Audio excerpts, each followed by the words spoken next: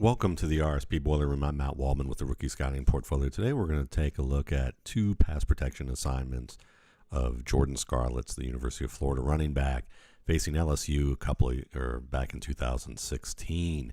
So we're not going to really evaluate Scarlett completely as a running back in pass protection. The point of this episode is more to give you an idea of the complexities of pass protection assignments and why running backs are often behind the curve when they enter the NFL, because there's a lot that they need to account for. And oftentimes when you watch a practice in college or in NFL or in all-star games, you're going to often see just the physical and technical side of blocking and how that's being applied and how that's being practiced. And all that is, the angles of approach that either the defender's taking or that the blocker has to take to deliver the certain type of block, the technique they use in terms of their hands, the strike, the balanced stance, the movement after the contact, how they engage and disengage, all those types of things. But the actual conceptual end of it takes place in film rooms and in meeting rooms, and then they have to figure out how to translate that onto the field, and oftentimes only in a select amount of reps in 11-on-11 drills or scrimmages. And so that's why when guys enter the league at the running back position, they're often behind the curve, because they don't really have enough exposure in the conceptual end on the field of diagnosing different types of pass protection assignments, because not only do they have to account for the player that they're supposed to block, but also there are a lot of contingencies that are often at play based on the type of protection and the type of front that's being faced, the type of movement pre and post snap by defenders who look like they're threatening a blitz. And so there's a lot to account for. And we're going to look at a couple plays to give you an example. This is a more straightforward play where you're looking at what looks to be a fairly even front, and you're going to see a pass protection set where it looks like a six-man mic protection. And what you're going to see here is that you're going to see Scarlett, who's supposed to look at the middle linebacker and then the outside defender as his options. If the defender in the middle drops, then he needs to help take out the outside. And then if there is room for him to be able to work to the outside as a check down option, then he can do that as well. So you're going to see him work to the outside now. He does a good job of squaring, delivering a punch, and being able to help out that tackle. It's a nice job. And you can see at first, he looks to the middle. He looks to the middle and sees that man was there. He slides out to the outside immediately and gets ready. So, it's pretty quick. He understands where that man's going to be, probably looking right here.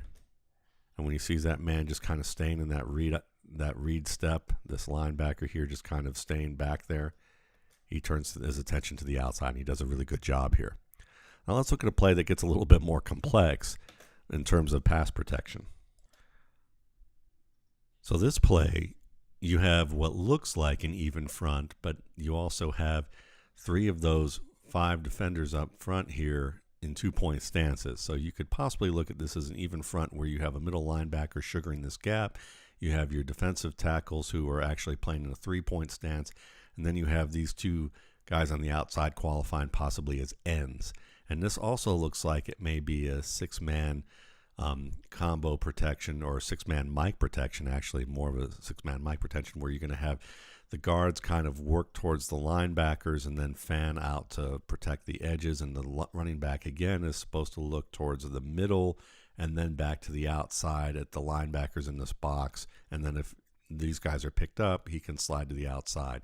But there's some complicating factors here because, again, the way that the defense is presenting this is a little bit more ambiguous, and you have the threat of blitz here, and you're wondering who's the mic. Have you identified the mic correctly? Is the mic this middleman here at the hash? Is it this man who's playing off here outside the hash? Is this more of an end, or are you taking a look at this guy as more of a linebacker? And so you can see that there's going to be some confusion on this play, not only for the running back, who actually goes to the outside, sees this outside man start to drop off into zone, and he lets the linebacker from a little deeper in work right up the middle and sack the quarterback. And you can see here Scarlett frustrated, You have the guard who looks frustrated, wondering what happened. So there's a little bit of mix-up on a number of fronts, because you could see where maybe the guard, instead of him helping out with this inside man, he should have, maybe have accounted for this blocker here. Or maybe it's because the fact that this man sugaring the middle here is picked up by the center, and the center has to pick this up immediately, that also affects how these linemen are supposed to go. Now, as you can see, I'm sure that there are some coaches who are watching this, some high school coaches or even some college coaches who are watching this and saying, I know exactly what's going on. This is what's going on. This is the type of protection it is. This is the type of front that you're facing. Here are the contingencies that are likely happening. And some may even say, well, unless you're on the team, you may not know what the contingencies look like based on what the blitz pickups what the blitz pickups are assigned for each of these players in a given situation. That may be from team to team. The point of this isn't so much as whether, how I diagnose this is right or wrong. That's something that obviously I continue to work at.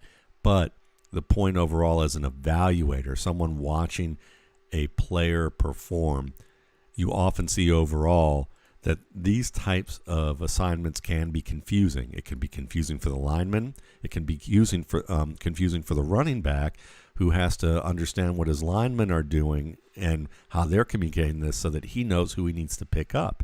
And you can see here that somewhere along the line, the communication wasn't clear and the diagnosis wasn't clear. And these are the types of things that happen in the NFL on a level, where of even greater complexity at times. And that's why it takes a while for running backs to get up to speed. So, keep that in mind, that this is a situation where it's about limited practice time. What are they going to really focus on here? Is it going to be a running back getting the pass protection right on a consistent basis?